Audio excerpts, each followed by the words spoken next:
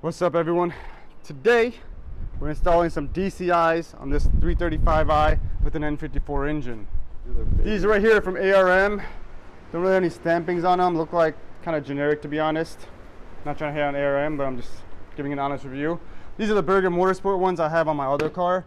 I feel like these are better quality. They look like they're better quality. They have the little Berger Motorsports symbol on them. I've cleaned them before, cleaned up pretty well, but anyways, we're gonna full send it with this. Here are the steps we gotta take. Our first step is gonna be removing the cowl. Now, I'm not gonna show you how to do this in this video. I'll make another video to show that, but it's pretty straightforward. You gotta take this cabin air filter off, and you got a few 8mm and a few random connectors and stuff like that. So we're gonna do that off camera and then move on to the next step. Now that the cowl is off, we have access to the intake box. Our next step is gonna be taking the clips off the intake box. Pretty straightforward. You just take a little screwdriver and then you pry back.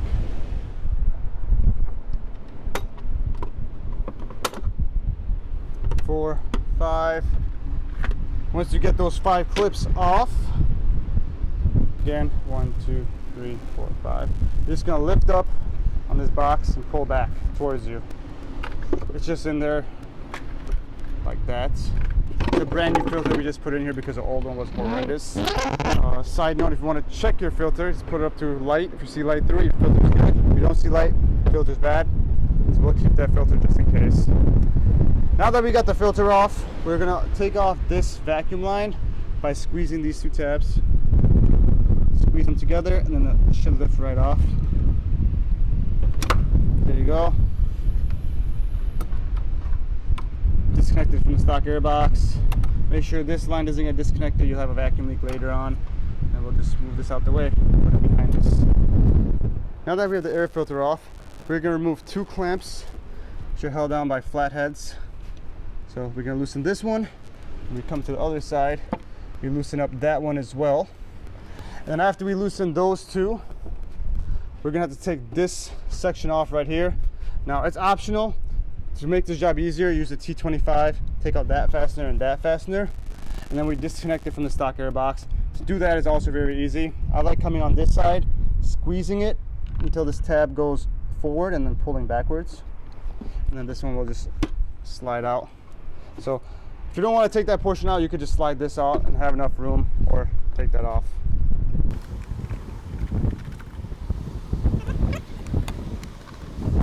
Those 2 clamps are loosened up. If you want, you can push back on them, but honestly, all you have to do at this point, which is the last step, you see over here, we got this rubber clip that's holding this air box down. Essentially, you just got to yank up past that clip. Now, sometimes adding oil to this makes it easier if you're struggling. I'm just going to try yanking. So there's 3 total. There's 2 more back over here. I want to show them. 1 and 2. So those 3. Then I'm going to grab it. Let's just try yanking. 1, 2. Got 1 more right over here. 3. There you go.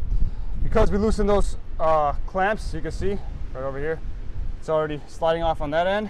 We only have 1 more side to worry about, so I'm gonna pull that way. It's pretty simple, I would say. If I say so myself. Stock air box is out. Throw this in the trash. Just kidding. To put your new air filters on, we just gotta put them in those clamps now. These are the stock inlets.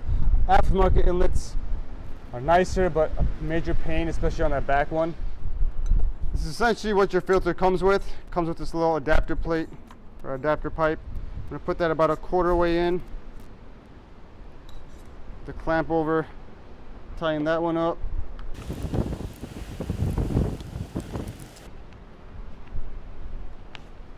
Okay, that's snug. Not coming off. And then we just essentially just slide this second half of this pipe in. You can mess with the angles later. I don't like tightening this right away. So we gotta loosen that. We gotta loosen this clamp a little more.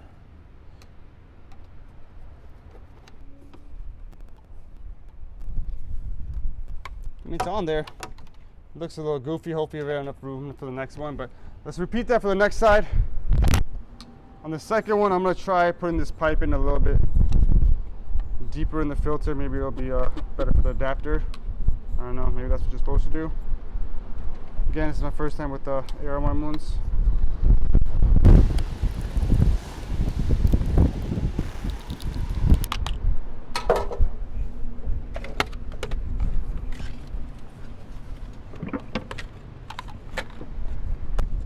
I feel like when I do that, it's too short. So I think what I'm gonna do is flip these, put the longer pipe on this side and the shorter pipe on this side. Let's see how that fitment is. Yeah, I feel like with the longer pipe on this side, it worked better. Yeah, much better. So I would keep that side long. Let's just tighten it up. All right, and then let's put the shorter side here. That looks fine, right? Or should I make the side longer? What are you thinking? Should be fine. Okay. Well, I can always mess with it later. It takes 2 seconds. Essentially, all you would have to do to make this pipe longer is loosen this clamp and just wiggle it out and tighten it up again. But there you go. That's the install. It looks much cleaner. This clears everything pretty well. Clears the old grommet, clears the intake manifold. And that's your install. I'm just gonna double check those connections, but there you have it. You wanna go start it up and see how it sounds. Should have done factory as well.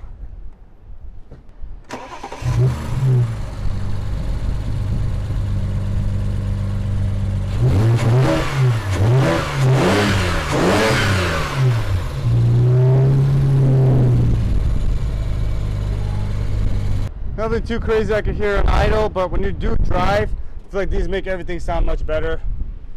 So.